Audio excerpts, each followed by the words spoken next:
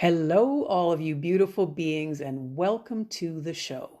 I'm Lane Smith Brown, and this is episode number 26 of the Unleash Your Life podcast. Today, we're going to have a conversation about how stubborn we can be when it comes to stepping into our power.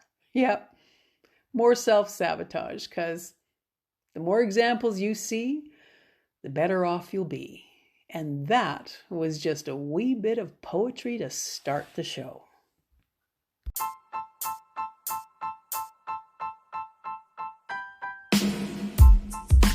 This is the Unleash Your Life podcast, where you're going to learn to rewild yourself. I'm your host, Lane Smith Brown, and I'm a best-selling author and rewilding guide. And over the last 20 years, I've been guiding women back to their truest selves. You see, you were born wild with all the wisdom you will ever need to navigate your life in a beautiful and powerful way. Then, just like everyone else on the planet, you got tamed as you fell under the power and influence of others who were also tamed. All that taming you got as a kid has you convinced you are less powerful than you really are. I call all of that unconscious programming power leaks. And on this show, you're going to discover yours, and then you're going to choose to plug them so you can get back to the wild, wise, and powerful being that you are. So grab a coffee, glass of wine, or a favorite friend, or all three, and let's talk about what living your wild self can mean for you.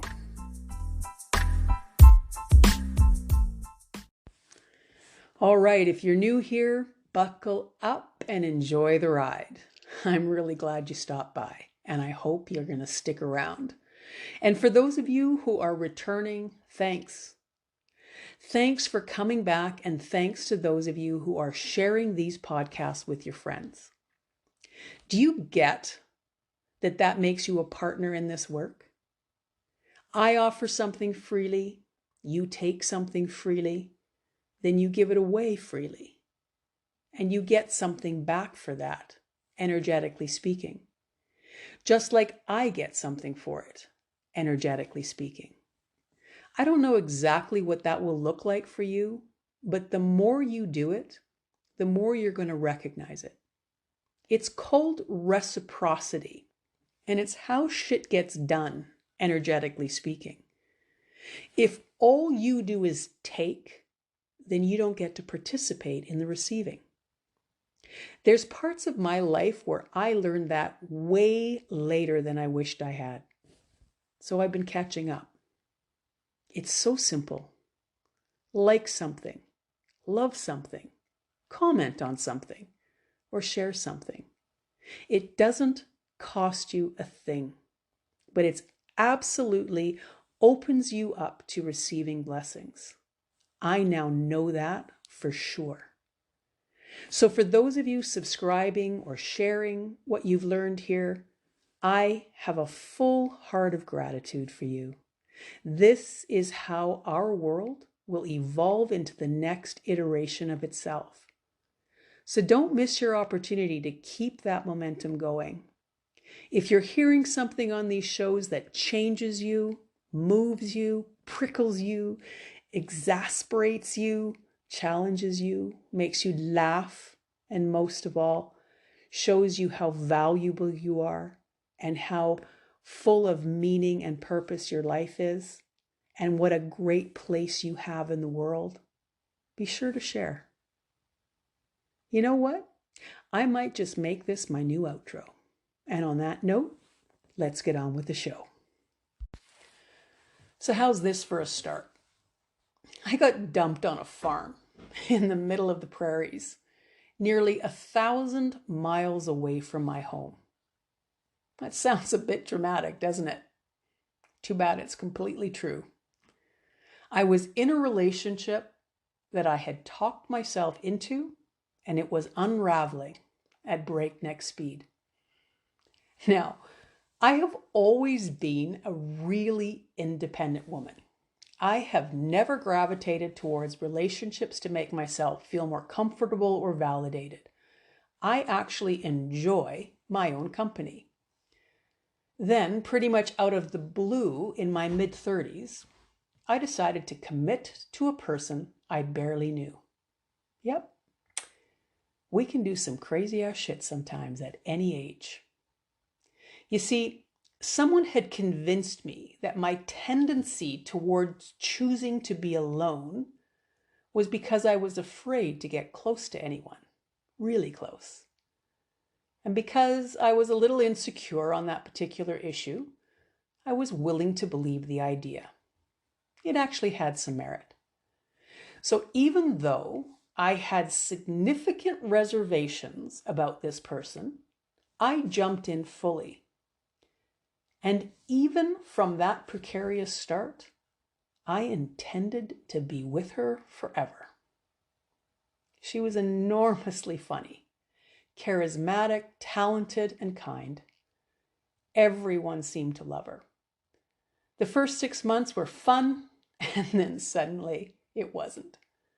I had bought into the fantasy of a happy relationship, and the fantasy was quickly morphing into something that didn't bear any resemblance to the beginning.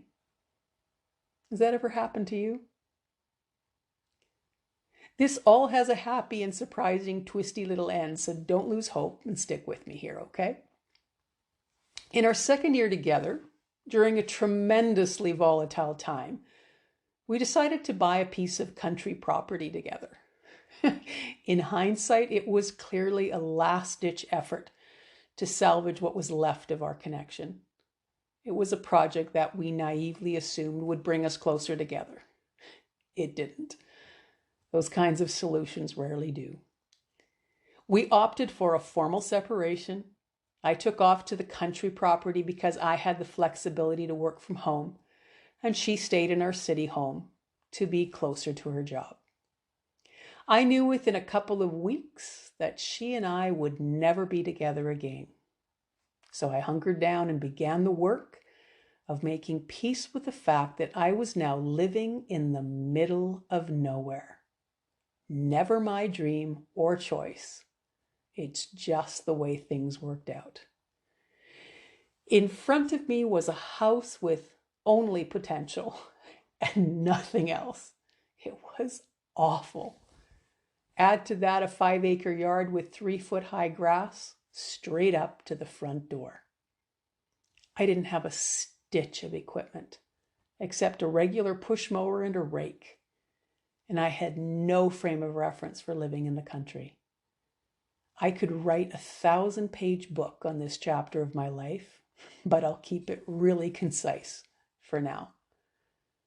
So I was a city girl, born and raised, and I had never, ever, not even for a second, dreamed of living in the country. So picture this: a yard right out of a film noir. A house with leaky windows, a roof in need of shingles, and 3 layers of carpet, all smelling of cat pee. 17 outbuildings filled with old 5-gallon oil drums. Trays of empty pickup bottles and old newspapers. And that grass, so tall it hid kitchen sinks and toilets. Yep, not a word of a lie. The more I cut the grass, the more junk I discovered.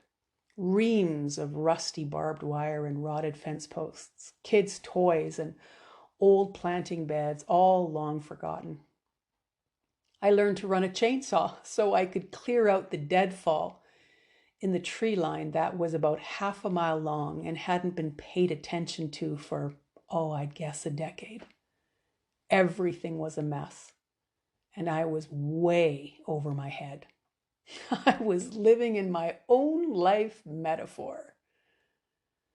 The fact was, my life was a mess. I desired a more meaning-filled life, but I hadn't predicted it would look like this. I was way out of my depth, but the demanding work to clean the place up would be satisfying and transformational. Looking back years later, they were some of the best years of my life, but not in the moment. My sister came to visit me on the very first weekend I was on the property alone. After 3 days of offering kindness and support while I bawled my eyes out and drank a good deal of wine, she became increasingly nervous to leave me behind. As she got into her car to head home, she made me promise her two things: that I would go buy a TV so that I could stay connected to the world beyond that place. And when I started to feel like everything was too much to bear, I would go outside and walk until I could see more clearly again. That second piece of advice would save my life 100 times in the next 6 months. And I am so thankful for that lifeline. I kept that promise to my sister many times a day, week in and week out, month after month. I walked the fields and the gravel roads. I walked for miles and miles and miles, mostly crying, mostly scared, mostly completely overwhelmed and confused. I would sit and watch the wind through the trees. I'd stand out in the blackness of night and stare at the blanket of stars overhead. Some days, being out there was maybe a little bit of hopefulness, but most days it was simply sheer exhaustion. But I could at least fall asleep. The crying, the fear, and the confusion wasn't about the demise of a 2-year relationship. No, that was just the last straw, signaling that I had no clue who I was. Everything to this point was apparently an act. I was now on a journey back to the truth of who I truly am, and it was gonna be a bumpy ride. On a trip to the library, I stumbled upon a set of cassettes. Yep, you heard me. A set of cassettes. The recording was a book or a lecture, I can't really remember. I have tried to find them over the years, but to no avail. I do remember this, though. The author was speaking of self-worth, and at that moment I had none left. It was a timely topic to stumble upon. She spent a lot of time telling me how valuable I was, and how when I would hear that voice inside my head telling me otherwise, I was to say, that's a lie. I am worth loving. It seemed a bit odd at the time, but hell, I was alone in the middle of nowhere. What could be the harm? I added this ritual to my day and would repeat it to myself during walks on gravel roads or while raking or mowing the 5 acres of wild grass or cutting out the deadwood in the tree line with a chainsaw. I would hear the voices in my head say, you're unlovable, you're worthless, and you'll always be alone. And I would chime back, that's a lie. I am worth loving. This would be my new, intentionally chosen belief. Sometimes my voice was weak and trembling, in between sobs, but every now and again, it has a sense of certainty. Over time, my voice and the words got clearer and more purposeful. The truth of who I am began to become a deep part of my knowing. It took about 3 months before I was programmed enough to call the lie a lie and believe it. 3 solid months. And it became an unconscious action. I was starting to believe it, and I could feel it in my heart. Have you ever worked that hard to change a belief about yourself?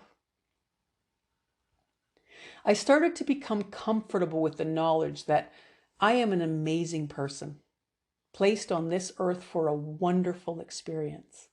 I mattered. I had something to contribute. And I knew this awful, awkward time was part of what was going to get me there. This was going to be a part of the story. The disciplined and intentional part of this work was building good muscle memory.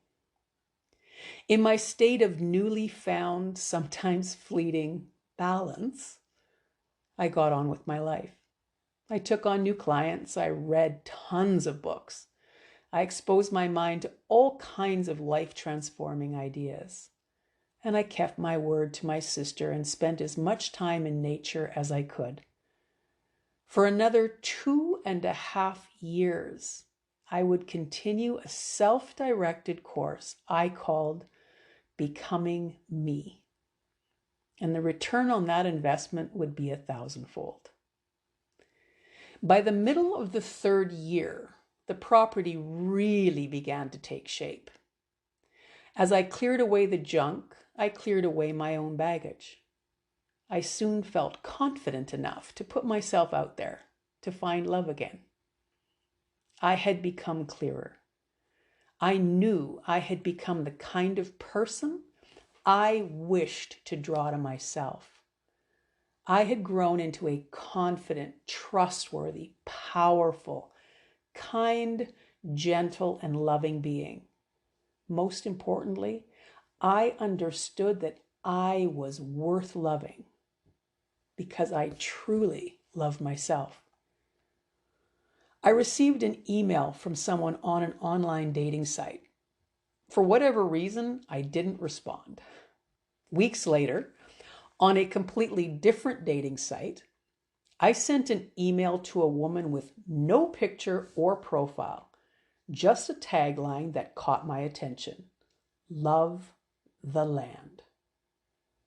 When she saw my photo, she realized that I was the woman she had contacted on the other site weeks earlier, but she kept that to herself at the time. Out of how many hundreds and hundreds of thousands of people had each of us found each other on a different site? But wait, it gets better. We started talking and emailing, and it turned out she lived a distance away, but was in pursuit of land near where I was living, in the middle of nowhere.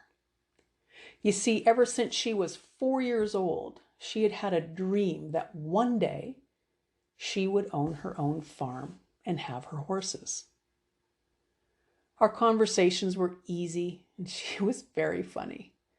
Within a month, we planned to meet at a halfway point, a perfect lakefront setting where we could hike and kayak and get to know each other. She was delightful, hilarious, as in she could probably have made money making people laugh. Smart, outdoorsy, and beautiful. And I couldn't get away fast enough.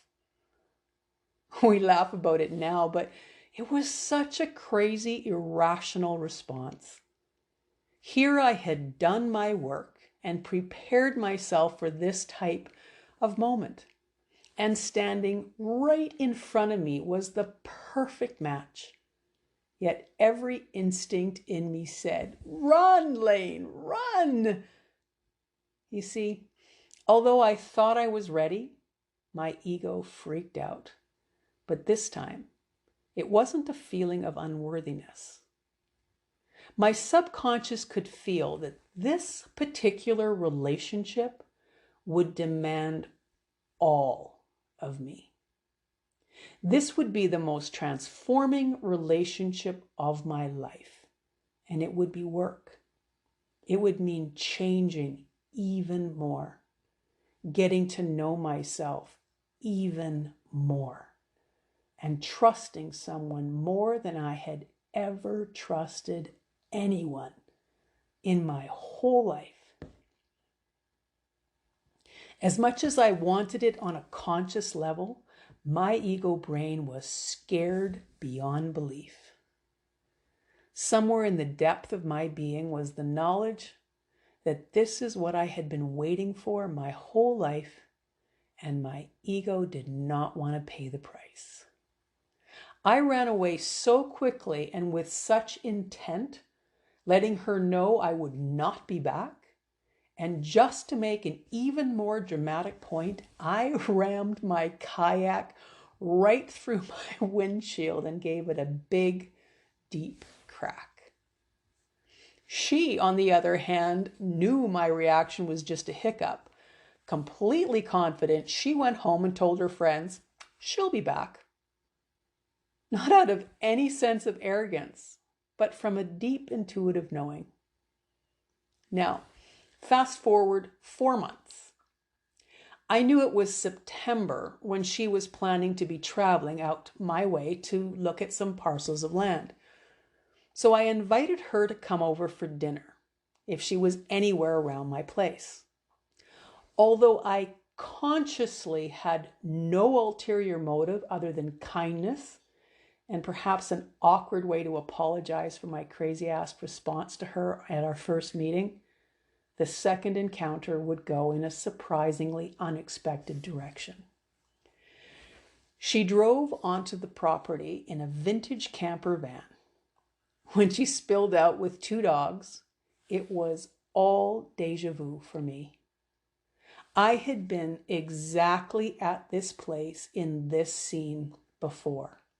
It was unfurling in my mind a millisecond before it was showing up in my reality. It was completely surreal. She was ready. I was ready. And nearly 15 years later, it has been the most important decision I have ever made.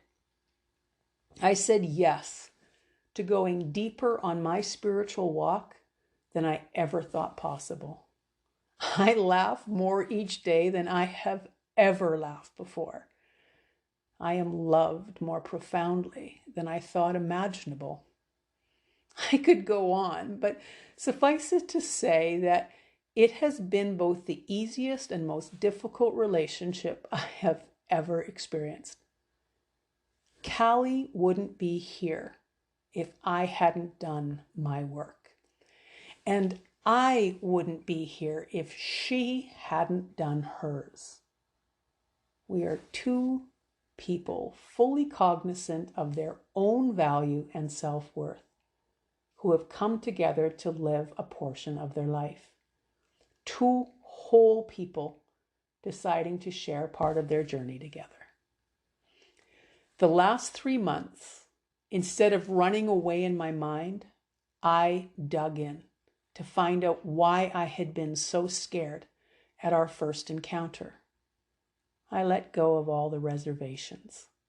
I embraced that I was worth this connection, and I knew it would not be my undoing. 3 months of attacking that incessant voice and calling a lie was worth every effort. 2.5 more years of perfecting the work, and then doing 3 more months of getting rid of the last vestiges of fear and trepidation, and poof, there she was. That's 3.5 years, if you haven't been counting, to invest in myself in order to draw what I longed for into my life. What are you willing to invest in for yourself? What do you want to undo from your psyche? What do you need to let go of? Really let go of? What's deep inside of you that is holding you back from the life you long for? How much longer are you going to cling to it? How much more effort are you going to exert avoiding it and ramming your proverbial kayak through your windshield just so you can escape? Do you tell yourself a similar lie about your lack of worthiness or lack of capabilities or lack of opportunities? What would you call this power leak for you? Name it. Are you willing to let this self-sabotaging belief go? Are you willing to pop that cork and release your authentic power? Are you worth the time? Are you worth the energy? I know we're living in an instant world, and we often want to have an instant fix. And some good things happen that way. But with some shit, you gotta be willing to put in the time. Read the books. Take the course. Have the hard conversations. Speak your truth. Call the lie a lie. Put yourself first. Show others how to do it. Don't lose hope and don't lose vision. Just press on. There's a gift in all of it, but you got to do the work. You've got to change or let go of the story in order to create a new one. Yep, I got dumped in the middle of nowhere at the end of a relationship. I was way over my head. I was 1,000 miles from my family and my friends. I did not have the skills to do the job of fixing my house or fix the land, but I had no choice. That is what was in front of me. So I learned the skills and I fixed the house and I made the yard beautiful. I became at home in the country and I was at peace with myself. It all seemed like a horrible mistake at the beginning until it wasn't. In one magical moment, the mistake turned into a well-orchestrated plan. A few years ago on one of our annual house purges, I discovered the map Callie had of the places she was going to see when looking for land out my way.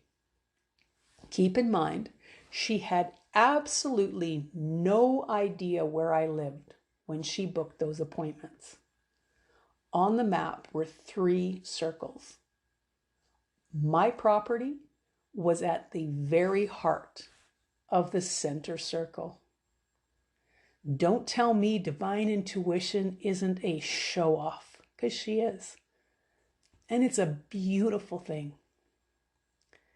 If I had not worked to plug my power leak about my personal self-worth and belonging, Callie would not be standing beside me right now.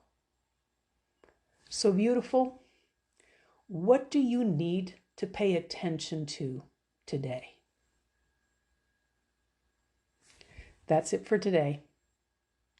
Thanks for being here. I love that you stayed until the end. I love that you're curious. Meet me back here for another conversation next time. Until then, stay weird, stay curious, and keep popping your corks. And remember what I said at the beginning? This world is going to change for the better.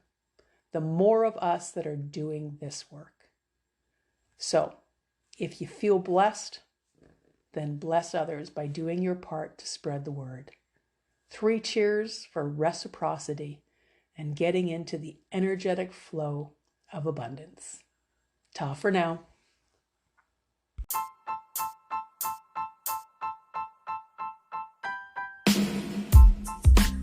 Well, I hope this show rocked your world a little bit.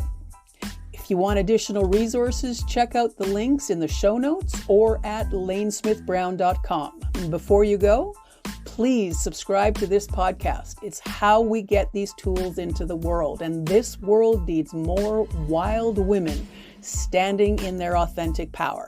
Do that for me, will ya? Thank you.